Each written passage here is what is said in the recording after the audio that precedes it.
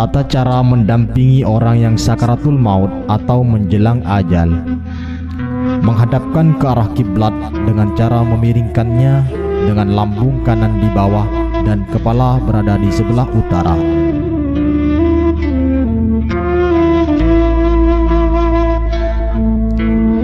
Jika tidak memungkinkan, maka diterlentangkan kaki dan wajahnya dihadapkan ke arah kiblat dengan sedikit mengangkat kepala dan diberi bantal atau sejenisnya.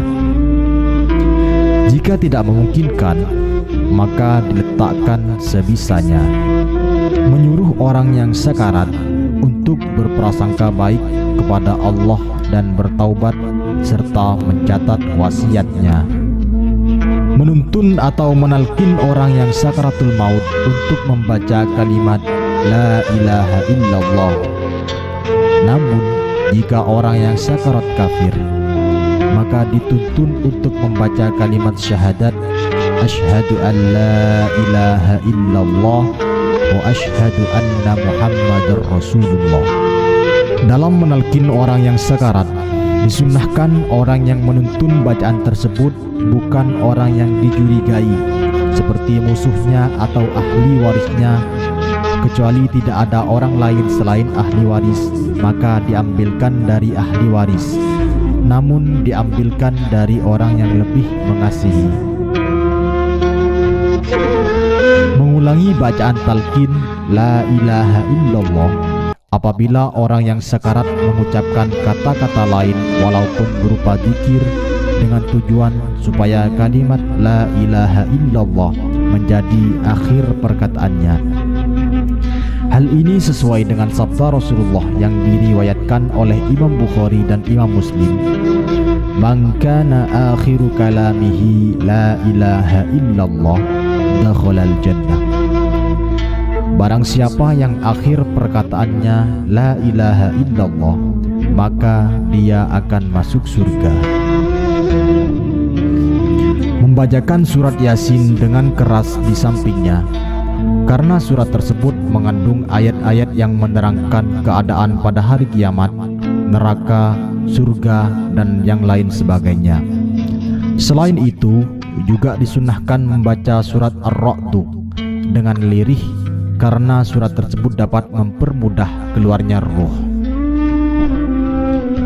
Memberikan minum, terlebih saat ada tanda-tanda ia meminta minum, sebab dikhawatirkan terpengaruh tipu muslihat setan yang memanfaatkan kondisi tersebut untuk menukarkan air dengan iman seorang.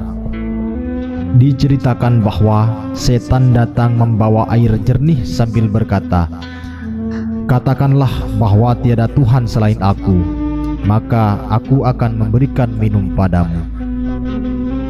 Setelah meninggal, setelah diyakini meninggal dunia, yakni ada tanda-tanda kematian seperti mengendurnya telapak tangan dan kaki, memanjangnya kulit wajah, lemasnya hidung, cekungnya pelipis, atau tanda-tanda yang lain.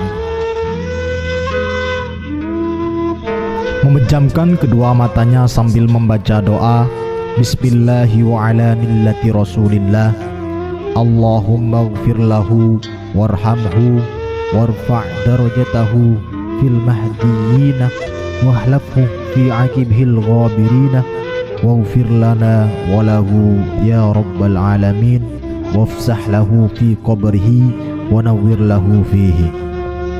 Apabila sulit dipejamkan, maka tariklah kedua lengan atas dan kedua ibu jari kakinya secara bersamaan. Insyaallah kedua matanya akan terpejam dengan sendirinya. Mengikat dagunya dengan kain ke atas kepalanya supaya mulutnya tidak terbuka.